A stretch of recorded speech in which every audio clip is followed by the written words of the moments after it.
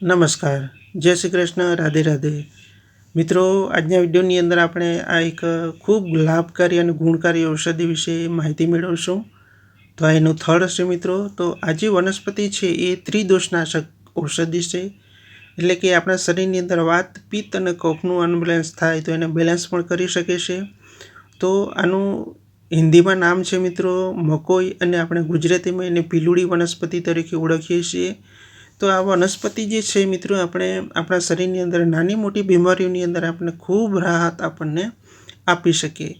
તો સૌથી પહેલાં તો આપણે મોં સંબંધી કોઈ પણ પ્રકારની તકલીફ થતી હોય, મોંની અંદર ઘણી વખત આપણે છાલા પડી જતા હોય, અથવા તો ભોજન કરતી વખતે આપણે ખૂબ તીખાશનો અનુભવ થતો હોય, તો એવા સંજોગો સર્જાય તો તમારે આ પાન તમે ચાવો એટલે તમને મોંની અંદર જે ગરમીનો અહેસાસ થાય છે, જીભ પર તમને બળતરાનો અનુભવ થતો હોય, તકલીફ થતી હોય, તો એવા સંજોગોની અંદર તમે એના પાન તમે ચાવી શકો. તો આ એના ફળ છે મિત્રો. તો બીજી એક પીલુડી વનસ્પતિ હોય છે, એના લાલ કલરના ફળ આપણને જોવા મળે, અને આ જે પાકેલા ફળ છે એ કાળા કલરના પણ આપણને મળી શકે. અને કાનની અંદર તમને કોઈ પણ પ્રકારની તકલીફ થતી હોય, દુખાવો થતો હોય, તો તમે પાનનો રસ 1 થી 2 ટીપા નાખી શકો. એટલે તમને કાનની અંદર જે કંઈ દુખાવો થતો હોય, જણજણાટી જેવું થતું હોય, તો એની અંદર પણ તમને રાહત ચોક્કસપણે મળી શકશે.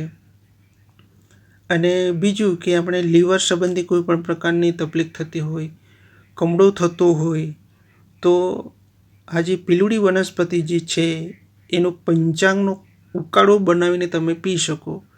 એટલે લીવર પણ આપણું સુરક્ષિત રહી શકે. અને કમળાની જે તકલીફ થાય તો એવા સંજોગોની અંદર તમે ચોક્કસપણે એનો પંચાંગનો કાઢો બનાવીને તમે પી શકો, જેથી કરીને આપણે એમાંથી પણ આપણે સુરક્ષિત રહી શકીએ.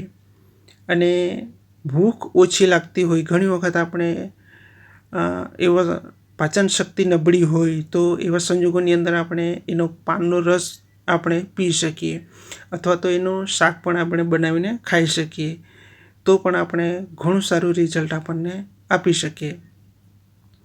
અને મૂત્ર સંબંધી કોઈ પણ પ્રકારનું તમને તકલીફ થતી હોય, આ એના તમે ફળ જોઈ શકો છો. ખૂબ સરસ મજાના આપણને ફળ મળે છે, સ્વાદ પણ ખૂબ મીઠો હોય છે. તો ચોક્કસપણે એનો આપણે લાભ આપણે લઈ લેવો જોઈએ. અને શરીરની અંદર કોઈ પણ અંગની અંદર સોજો આવી જતો હોય, આંતરડાઓની અંદર કોઈ પણ પ્રકારની તકલીફ હોય, આંતરડાઓની અંદર બળતરા થતા હોય, સોજો આવી જતો હોય, ચાંદા પડતા હોય, તો એવા સંજોગોની અંદર પણ તમે આ પંચાંગનો ઉકાળો બનાવીને તમે એનું સેવન કરી શકો. અને કેન્સર સંબંધી કોઈ પણ પ્રકારની તકલીફ હોય અથવા શરૂઆત થાય તેવા સંજોગોની અંદર પણ આપણે એનો ઉપયોગ આપણે કરી શકીએ. એટલે કેન્સરના કોષોને રોકવાનું, એને અટકાવી પણ શકે છે આ વનસ્પતિ. તો ચોક્કસપણે એનો આપણે ફાયદો લઈ લેવો જોઈએ. અને બ્લડ શુગર એની અંદર પણ એને કંટ્રોલ કરી શકીએ. તો ચોક્કસપણે આ પીલુડી જે વનસ્પતિ છે એનો આપણે ફાયદો લઈ લેવો જોઈએ. તો આ ફળનું જે પેસ્ટ છે એ રીતના પણ તમે બનાવી શકો. અને આ એનો રસ છે, તો આપણે દાડમનો રસ જે રીતના બનાવીએ છીએ એ રીતના જ કલર આપણને જોવા મળી શકે, અને ખૂબ સ્વાદિષ્ટ એનો રસનો અનુભવ તમને મળી શકશે. અને આંખોના રોગોની અંદર પણ એ ખૂબ લાભકારી છે મિત્રો. એટલે કે આ એના બીજ છે. તો શરીરની અંદર કમજોરી હોય, શરીરની અંદર અશક્તિનો અહેસાસ થતો હોય, તો આ બીજનો તમે પાવડર બનાવો અને એનું જો સેવન કરો દૂધ સાથે, તો પણ તમને ઘણું સારું રિઝલ્ટ તમને મળી શકશે. એટલે શરીરની અંદર તાકાતનો અનુભવ તમને ચોક્કસપણે મળી શકશે.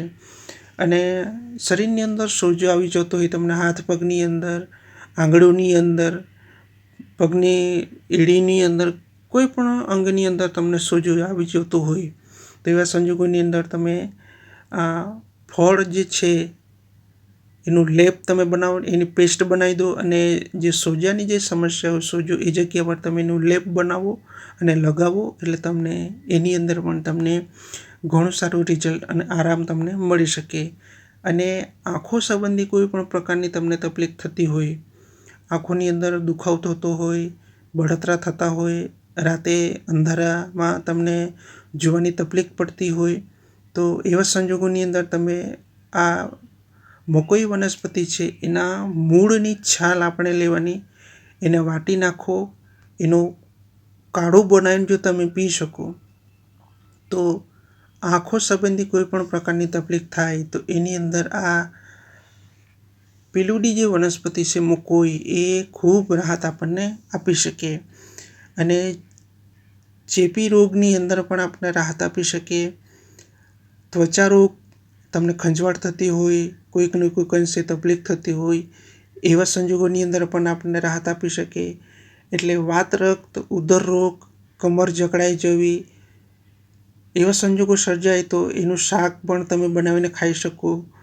અને કુષ્ઠનાશક વનસ્પતિ છે મિત્રો, એક રીતે ગણીએ ને તો કુષ્ઠનાશક, રક્ત શુદ્ધિ પણ આપણને મળી શકે. તો સોરાયસિસ અને ચામડીના હઠીલા રોગોની અંદર પણ આપણને રાહત આપી શકે. તો ચોક્કસપણે આ જે મકોઈ વનસ્પતિ છે એનો આપણે લાભ લઈ લેવો જોઈએ. ખાસ કરીને આપણને જૂન અને જુલાઈ મહિનાની અંદર એના ફળ આપણને મળી શકે તો એનો રસનો પણ આપણે ઉપયોગ કરવો જોઈએ. અને તમે સવારે, બપોરે અને સાંજે પણ તમે એના રસનો તમે ઉપયોગ કરી શકો. અને શરીર પર તમને કોઈક સંજોગો સર્જાય અને સોજો આવી જતો હોય તો એના પાનનો રસનો લેપ કરો. તમને વાનો દુખાવો થતો હોય, સંધિવાની તકલીફ થતી હોય, એના કારણે તમને દુખાવાની અંદર પણ તમને રાહત આપી શકે. અને શરીરની અંદર અશક્તિ, તમને આંતરિક અશક્તિ લાગતી હોય, ઓછું કામ કરવા છતાં પણ તમને તમારા શરીરની અંદર થાકનો જ અનુભવ થતો હોય, તો એવા સંજોગોની અંદર તમે બીજ કાઢી નાખો અને એને સૂકવી અને એનો પાવડર બનાવી અને તમે દૂધ સાથે જો એનું સેવન કરશો તો તમને ઘણું સારું રિઝલ્ટ આપણને આપી શકે. તો આ વનસ્પતિ જે છે મિત્રો એ આપણા શરીરની અંદર ત્રણેય દોષો જો અનબેલેન્સ થાય તો એની અંદર ઘણું સારું રિઝલ્ટ આપણને આપી શકે. એટલે વાત પ્રકોપ વધી જાય એના કારણે અનેક બીમારીઓ વધે, પિત્તનો પ્રકોપ વધે એના કારણે અનેક બીમારીઓ વધે, કફનો પ્રકોપ વધી જાય એના કારણે અનેક બીમારીઓ વધે. એટલે એ ત્રણ દોષોનું અનબેલેન્સ થાય તો અનેક બીમારીઓ આપણા શરીરની અંદર બની શકે. તો એ તમામ બીમારીઓની અંદર એ આપણને ખૂબ રાહત આપણને આપી શકે. તો ચોક્કસપણે આ વનસ્પતિનો આપણે ફાયદો ઉઠાવી લેવો જોઈએ. તો મળીએ કોઈ નવા વિડીયો સાથે. ત્યાં સુધી જય શ્રી કૃષ્ણ, રાધે રાધે.